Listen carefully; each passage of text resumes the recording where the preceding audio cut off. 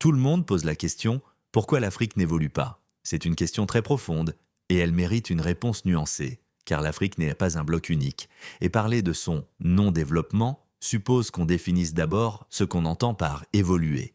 Mais la vraie question, c'est: qui veut vraiment qu'elle évolue? La colonisation a profondément bouleversé les structures politiques, économiques et sociales. Les puissances coloniales ont extrait les richesses sans développer des industries locales ni des institutions solides. Après les indépendances, années 1950 à 1970, beaucoup de pays africains ont hérité de frontières artificielles, de tensions ethniques et d'économies dépendantes de l'exportation de matières de premières. Un héritage historique lourd. De nombreux États africains exportent des matières premières brutes, pétrole, cacao, cuivre, or, café, et importent des produits de finis. Cela empêche la création de valeur locale et l'industrialisation. Le poids de la dette et les politiques d'ajustement structurel imposées par le FMI ou la Banque mondiale dans les années 1980 ont aussi freiné les investissements dans l'éducation, la santé et les infrastructures. Une dépendance économique persistante, la faiblesse institutionnelle et la corruption.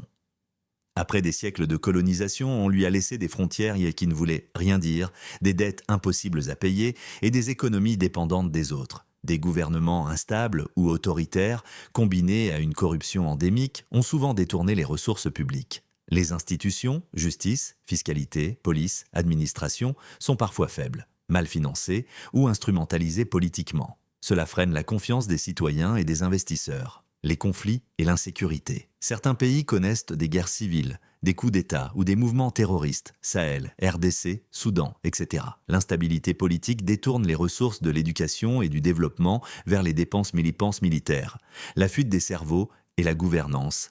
Les systèmes éducatifs sont souvent sous-financés ou inadaptés aux besoins du marché du travail. Beaucoup de jeunes talents partent à l'étranger faute d'opportunités locales. La jeunesse africaine a pourtant un immense potentiel, mais elle manque parfois de soutien et de structures pour innover.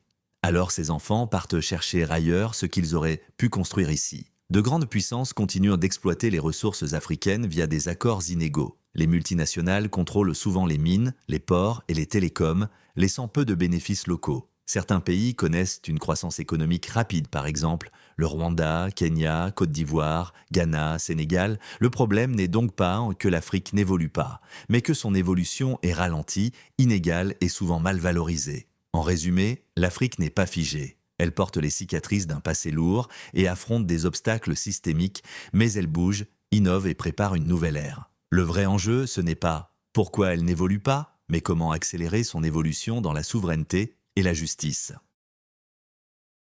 Si la vidéo vous a plu, n'hésitez pas à vous abonner et d'activer la cloche de notification. Ça ne vous coûte rien, mais ça nous fait du bien et nous pousse à faire d'autres vidéos pour vous.